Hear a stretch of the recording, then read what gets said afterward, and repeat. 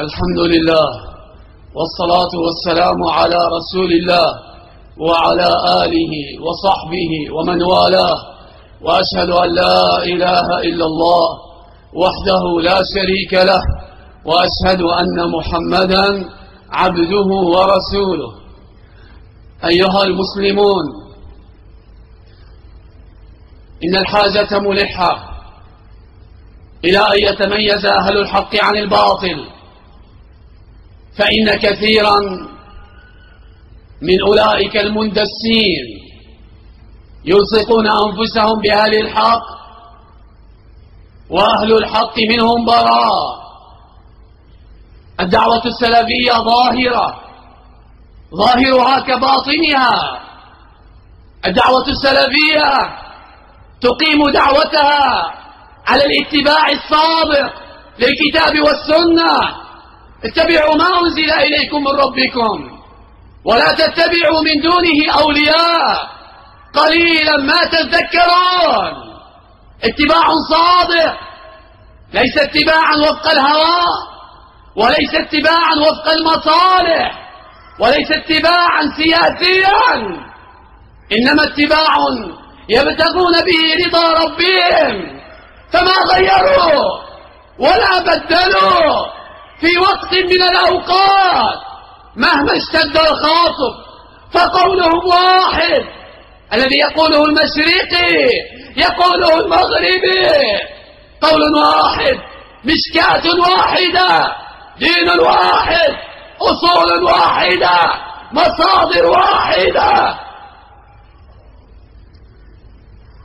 بينما أهل الباطل يلبسون لكل حالة لبوسها. تعددت أقوالهم سياسة، تعددت مواقفهم سياسة، تعددت وجوههم. إن شر الناس ذو الوجهين، ولو بقوا على وجهين لكان الأمر أهون.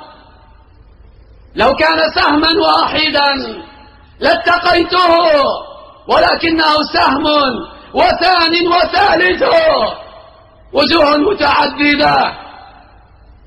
إن السلفيين يضرؤون من كل باطل لا يرضاه الله ولا يرضاه رسوله صلى الله عليه وعلى آله وسلم. واجب على ولاة أمر المسلمين أن يخاطبوا دول الكفر، أن يكفوا على نبينا صلى الله عليه وعلى آله وسلم. واجب عليهم أن يظهروا عزة الدين وحب نبيهم صلى الله عليه وعلى آله وسلم، ولا يتعلق أولئك بحرية الرأي وبالديمقراطية. انظر إلى بشاعة الديمقراطية.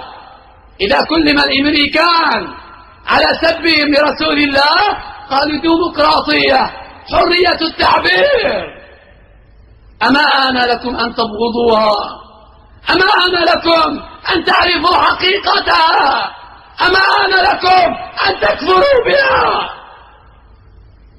هذه حرية التعبير بلغت بهم أن يتطاولوا على النبي الكريم. اللهم خذهم.